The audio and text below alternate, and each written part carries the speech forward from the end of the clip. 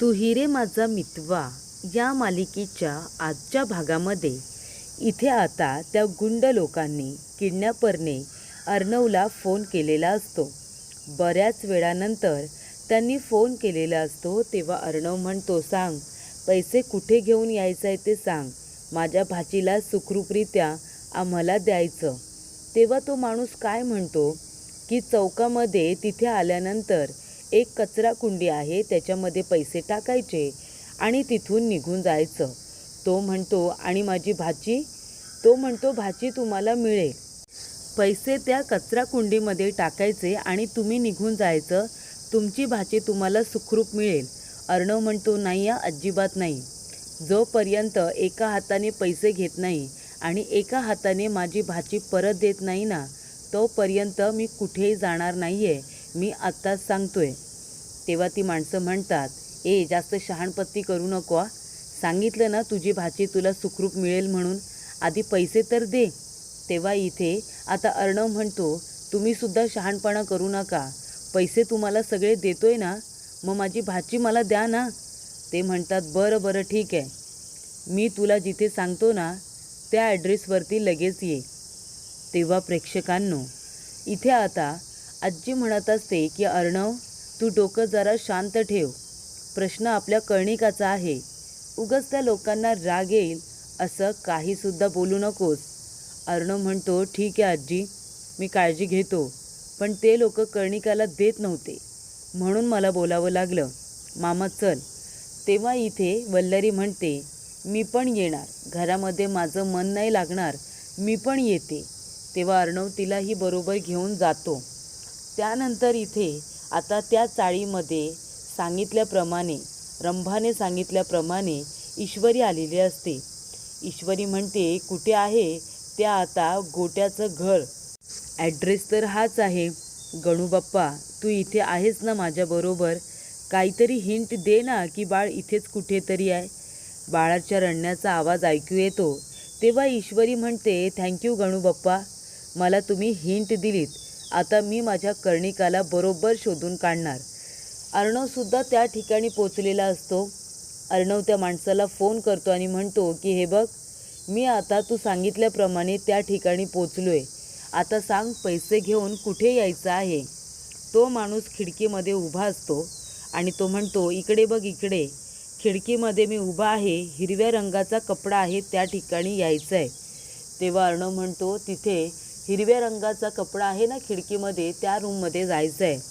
मामी आणि मामा दोघांनीसुद्धा अलर्ट राहा, आपल्याला सुखरूपरित्या आपल्या कर्णिकाला मिळवायचं आहे, पैसे त्या लोकांना आपल्याला द्यायचे आहेत. तेव्हा इथे आता वल्लरी म्हणत असते जा अर्णव जा, आता तुला इथे पैसेसुद्धा मिळतील वल्लरी, आणि कर्णिकाला सोडवायला आलीस म्हणून त्याचं क्रेडिटसुद्धा घेऊन जाशील. आणि ती बिचारी ईश्वरी रडत बसली असेल, रूममध्ये तिच्या खोलीमध्ये रडत बसली असेल, आणि आता काय सगळं क्रेडिट तर मीच घेऊन जाणार. तेव्हा इथे आता बंट्या आणि त्याचा तो भाऊ गोट्या हे दोघेजण आता रूममध्ये असतात. तो माणूस येतो आणि म्हणतो अरे चल लवकर बंट्या, अरे ते लोक आलेत पैसे घेऊन, आणि ये नंदा मावशी हिला पहिला गप्प करा, ही रडायची थांबली पाहिजे. तेव्हा इथे कर्णिका काही रडायची थांबलेली नसते. तेव्हा ती बाई कर्णिकावरती ओरडत असते आणि तिला गप्प करत असते. तेवढ्यातच बंटीने दरवाजा उघडलेला असतो. इथे अर्णव मामा सगळेजण आतमध्ये येतात. तेव्हा तो माणूस म्हणतो जास्त शाणपत्ती करायची नाही, अंगावरती यायचं नाही, अंगावरती यायचं नाही, मागे थांबायचं.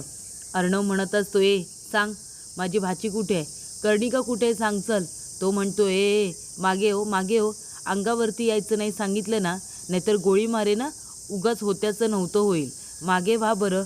आणि पैसे आणलेत का सगळे, बंट्या चल तू पैसे मोज, पैसे सगळे आहेत ना आधी बघ. तेव्हा इथे अर्णव म्हणतो पैसे सगळे आणलेत, आजी सांग ना माझी भाची कुठले सांग ना. तेव्हा प्रेक्षकांनो तिला काही केलं तर नाही ना.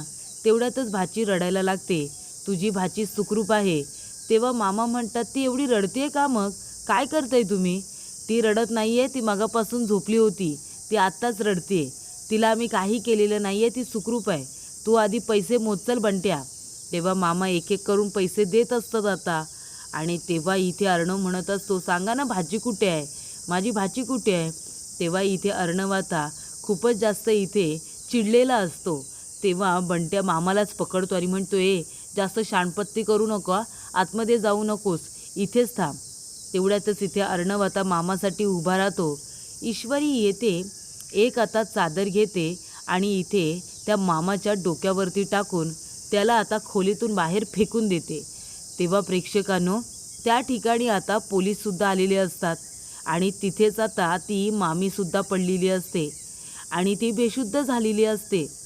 तेव्हा इथे ती बेशुद्ध झाल्यानंतर वल्लरीचं लक्ष जातं. ती बाजूला पडलेली आहे. ईश्वरी बाळाला उचलते आणि कर्णिकाला गप्प करते. तेव्हा इथे कर्णिका शांत झालेली असते. मामा म्हणतात, काय झालं कर्णिका, अचानकपणे शांत का झाली.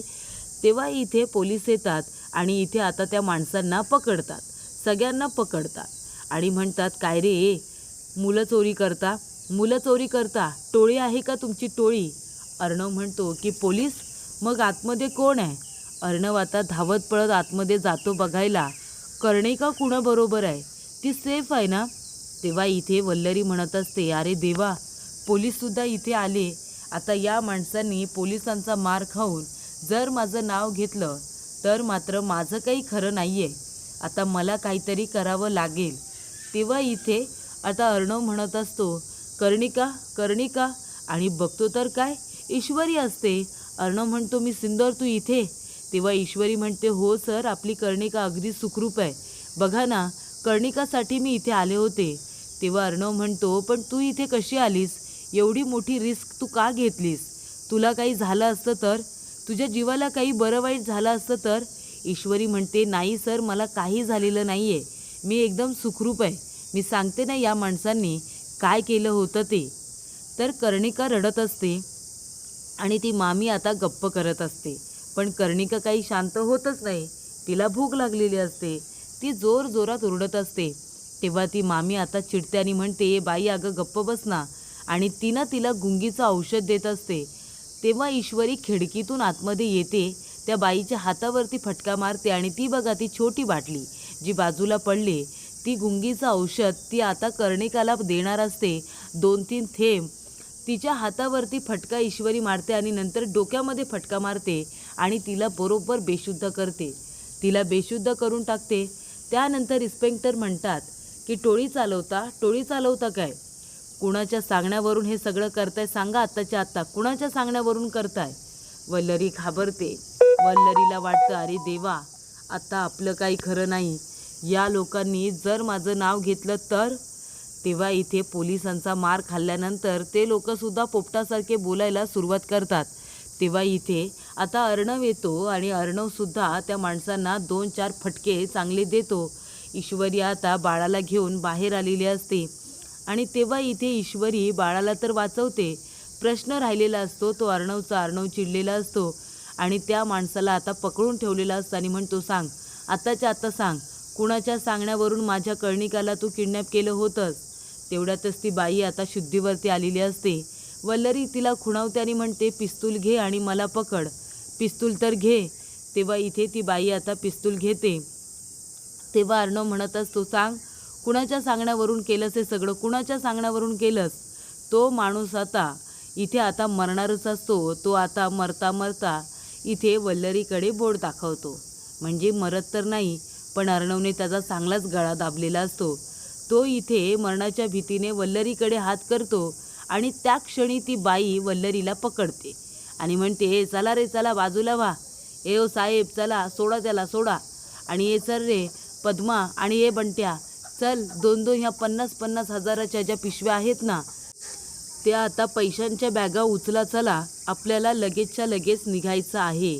आणि तेव्हा प्रेक्षकांनो, इथे आता त्या ठिकाणावरून निघण्यासाठी इथे मामीलाच बरोबर पकडलेली असते, कारण तिनेच खाणाखुणा केलेल्या असतात ना. त्यामुळे इथे आता खाणाखुणा केल्यानंतर लगेचच मामी आता त्यांच्याबरोबर जायला तयार होते. बरोबर इथे आता त्या मामीने याच मामीला पकडलेलं असतं आणि ती त्या ठिकाणावरून आता बरोबर तिच्या माणसांना आणि मामीला सुखरूपरित्या घेऊन जाते. आणि वल्लरीसुद्धा तिच्याबरोबर लगेच जात असते. अजिबात ते हातपाय मारत नाही, स्वतःला वाचवण्याचा प्रयत्न करत नाही. वल्लरीच्या मूर्खपणामुळे 1 कोटी रुपयांचं नुकसान हे अर्णवला झालेलं असतं आणि वल्लरीला घेऊन ते लोक आता गेलेले असतात. पोलीस लोक दरवाजा उघडण्याचा प्रयत्न करतात, दरवाजा उघडतात आणि बाहेर येतात. तोपर्यंत ते गुंड लोक, ते चोर लोक, किडनॅपर वल्लरीला घेऊन बाहेर आता पोचलेले असतात. आणि मग वल्लरी म्हणते, गाडी थांबवा, गाडी थांबवा. ती म्हणते, काय झालं मॅडम? तेव्हा वल्लरी म्हणते की तुमच्या या गाडीमध्ये, एवढ्या थर्ड क्लास गाडीमध्ये किती उकाडा होतोय, किती गरम होतोय. या गाडीमध्ये मी बसणार आहे का? चला, माझी 50,000ची एक बॅग द्या, चला 50,000 रुपये तुम्हाला ठेवा. तेव्हा ती बाई म्हणते, काय तुला 50,000 पाहिजे का? ते लोक हसायला लागतात. वल्लरी म्हणते, हॅ हॅ हॅ, हसायला काय झालं? चला 50,000ची बॅग मला द्या, ठरल्याप्रमाणे पैसे द्यायचे हा. तेव्हा ती बाई म्हणते, कसले का पैसे? मेहनत आमची, रिस्क आमची, आणि तुला कसले पैसे द्यायचे? चल हो तिकडं. आणि तिला आता धक्का देऊन सरळ ते लोक तिथून गायब झालेले असतात. तेव्हा वल्लरी म्हणते, सोडणार नाही तुम्हाला. तेवढ्यात पोलिसांच्या गाडीचा आवाज येतो. तेव्हा वल्लरी नाटके करत तिथेच आता पडून राहते. तेव्हा तिथे अर्णवची गाडीसुद्धा आलेली असते. तेव्हा इथे आता हवालदार मॅडम वल्लरीला उचलतात, तिला उठून बसवतात. तेव्हा तो म्हणतो, इन्स्पेक्टर साहेब, की मॅडम तुम्ही ठीक आहात ना? तुम्हाला लागलं तर नाही? ती म्हणते, नाही, फक्त गाडीतून धक्का दिला, थोडं हाताला लागलंय. अर्णव म्हणतो, मामी तू ठीक आहेस ना? मामी म्हणते, हो रे मी ठीक आहे, पण आपले पैसे मात्र गेले. मामा म्हणतात, वल्लरी तुझ्यामुळे पैसे गेलेत. कुणी सांगितलं होतं तुला मूर्खपणा करायला? अगं, ईश्वरीने खूपच हुशारीने आपली कणू आणि पैसे दोन्हीसुद्धा वाचवले होते, पण तुझ्या मूर्खपणामुळे पैसे गेले. तेव्हा इथे इन्स्पेक्टर विचारतात की तुम्हाला माहिती आहे का ते लोक कुठल्या दिशेने गेले? आता वल्लरी काय म्हणते की जर त्या लोकांना पोलिसांनी पकडलं तर माझंच नाव घेतील. त्यांना पकडल्यानंतर त्यापेक्षा यांना आता मीच गाईड केलं पाहिजे. आणि ती म्हणते की ते लोक आहेत ना, इकडून उजव्या बाजूने डाव्या बाजूला गेले, आधी सरळ गेले आणि मग उजव्या बाजूने गेले, असं आता सांगितलं जातं. तेव्हा इथे पोलीस लोक आपली गाडी घेऊन त्यांना पकडण्यासाठी जातात. पण इथे मूर्ख वल्लरीने पोलिसांना सुद्धा खोटा ॲड्रेस सांगितलेला असतो. आणि मग काय, मामा म्हणत असतात, वल्लरी थोडं डोकं चालवता येत नाही का गं तुला? तुझ्या मूर्खपणामुळे आपले 1 कोटी रुपये गेले, नाहीतर ईश्वरीने ते वाचवले होते. त्यानंतर सगळेजण ब्रेकफास्ट करायला बसलेले असतात. मामा म्हणत असतात, अरे वा, इतक्या संकटानंतर, इतक्या मेहनतीनंतर आपली कणू परत आली आहे. आणि त्यानंतर ईश्वरीने बनवलेला आमरसपुरीचा बेत, म्हणजे दुसरं सुख काय हवंय? तेव्हा राकेश म्हणत असतो, आणि भाजी पण खूप छान झाली हा, खूपच उत्तम झाले भाजी. तेव्हा इथे आकाश म्हणत असतो, नाही पण खरंच खरंच ईश्वरी, तुझ्या हातचं जेवण खूप मिस केलं, आणि आता आजचं स्वयंपाक हा खूपच उत्तम झालेला आहे. तेव्हा मामा म्हणत असतात की ईश्वरीचं कौतुक जेवणाचं तर आपण नेहमीच करतो, पण आज इथे ज्या पद्धतीने तिने कणूला वाचवलंय ना, काबिले तारीफच आहे. म्हणजे जेवढी तारीफ करू ना तेवढी कमीच. तेव्हा आजी म्हणते, पण ईश्वरी खरंच तुम्ही सगळ्यांनी इतक्या धाडसाने आपल्या कणूला परत घेऊन आलात ना, खरंच खूप छान केलं तुम्ही. तेव्हा अर्णव म्हणतो, आजी मी काही केलेलं नाही आहे, मी खरंच सांगतो, मी पैसे घेऊनच गेलो होतो ना, जे काही केलं ते मी सिंदरने केलं आहे, तिच्यामुळे आपली कणू एकदम सुखरूपरित्या घरी आली आहे. तेव्हा इथे आता मामा म्हणत असतात, खरंच ईश्वरीचं कौतुक झालंच पाहिजे. सगळेजण गप्पा असतात. तेव्हा मामा म्हणतात, काय गं वल्लरी, तू शांत का? वल्लरी म्हणते, शांत कुठे आहे, जेवतीये ना मी, म्हणून शांत आहे. तेव्हा मामा म्हणतात, बरं बरं ठीक आहे बाबा. तेव्हा इथे आजी म्हणत असते, बरं झालं गेलं ते सगळं विसरा, आता आपली कणू सुखरूप आहे ना, खूप चांगली गोष्ट आहे. तेव्हा राकेश म्हणत असतो, नाही पण एक विचारू का, हे सगळं कुणामुळे झालं? कणूला कुणी किडनॅप केलं होतं, नक्की कुणी हे सगळं केलं होतं, काही समजलं का? तेव्हा इथे आता सगळेजण गप्पा असतात. वल्लरी घाबरते, ती म्हणते, आता याने हा विषय कशाला काढला? आणि तेव्हा प्रेक्षकांनो इथे आता राकेश म्हणत असतो, नाही म्हणजे हे सगळं कुणी केलं ते कळलं असतं तर बरं झालं असतं ना, कुणाच्या सांगण्यावरून झालं होतं. त्यानंतर इथे अंजली काय म्हणते, झालं गेलं सगळं आता राहू द्या, ईश्वरीमुळे माझी कणू किडनॅप झाली होती, आता सुखरूपरित्या ती घरात परत आली आहे, आता मला त्यावेळेला किती त्रास झाला होता विचार करून करून, मला त्याचा आता जास्त विचार करून अजून त्रास करून घ्यायचा नाही आहे. झालं गेलं ते सगळे आता विसरा. तेव्हा इथे सगळेजण गप्प बसतात, कारण अंजलीला त्रास होत असतो ना. जे झालेलं असतं त्याचा विचार करून अंजलीला त्रास होत असतो की तिला किती तेव्हा दुःख झालं होतं, तेव्हा तिला किती वाईट वाटलं होतं त्याचा. तेव्हा इथे आता अंजली जे बोलते ना की ईश्वरीमुळे माझं बाळ किडनॅप झालं होतं, ते आता ऐकल्यानंतर ईश्वरीला वाईट वाटतं. तेव्हा इथे अर्णव म्हणत असतो आपल्या मनामध्ये की आता ईश्वरीला हट झाला असेल, ताईने असं बोलायला नको होतं. तेव्हा इथे ईश्वरी मात्र काहीच बोलत नाही, ती शांत उभी राहिलेली असते. तर प्रेक्षकांनो, पुढील भागामध्ये ईश्वरी राकेशसाठी चहा घेऊन आलेली असते आणि अचानकपणे दरवाजा बंद होतो. रूममध्ये ते दोघे असतात. राकेश उभा राहतो आणि जाऊन आता दरवाजा उघडतो आणि म्हणतो की इथे तुम्ही चहा घेऊन आलात आणि दरवाजा बंद झाला, उगाच इथे कुणाचा गैरसमज व्हायला नको, बरोबर ना, म्हणून मी दरवाजा उघडतोय. परस्त्री मातेस समान ही जी शिकवण आहे ती मात्र मी विसरलेलो नाही आहे. त्यामुळे तुम्ही चहा द्यायला आलात, उलट लोकांचा गैरसमज नको म्हणून मी दरवाजा उघडला, बरोबर ना. तेव्हा इथे आता तो चहा घेतो, पाणी घेतो. तेव्हा इथे ईश्वरीला आश्चर्य वाटतं, हा खरोखर सुधारलंय का. मी एकटी असताना या माणसाची नियत बिघडते, हा तर संधी शोधत असतो मला इथे हात लावण्याची, पण आता तो स्वतःहूनच म्हणतोय की परस्त्री माते समान. आणि तेव्हा इथे ईश्वरी अर्णवकडे येते आणि त्याला म्हणत असते की राकेश खरोखर इथे आता सुधारलंय का, खरोखर त्याची याददाश्त गेले का, मला असं वाटतंय, असं ईश्वरी अर्णवला येऊन सांगत असते.